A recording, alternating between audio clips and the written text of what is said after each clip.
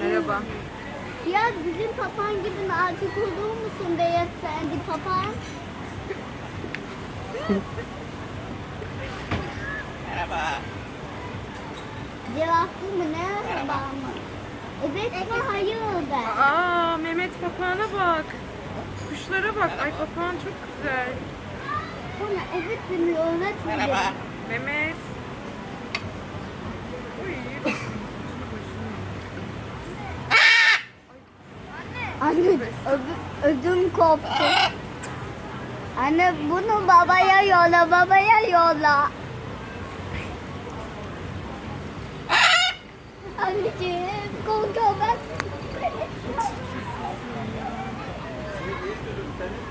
Elif ne istiyordu Elif? French fries. French fries istiyormuş. Korkacağım ben. Ben korktum çünkü yoktu. Kafesten dışarı çıkamayacağı için korkma. Merhaba. Ama bir şey tek Merhaba. Ben daha önce bu papağanın Merhaba. aynısını gördüm. Bunlar zaten hepsi birbirine benziyor. Ben bunun aynısını gördüm.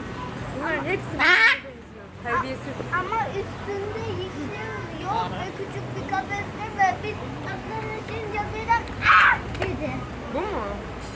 Başka bir papağan. Ama bunun Merhaba. aynısı tam. Demek ki bunların soyu bozuk. Bunların hepsi Merhaba. böyle. Merhaba. Mehmet. Merhaba. Mehmet. Bak bak bak bak. Beyefendi, Bak kuşu. beyefendi, Merhaba. beyefendi. Merhaba.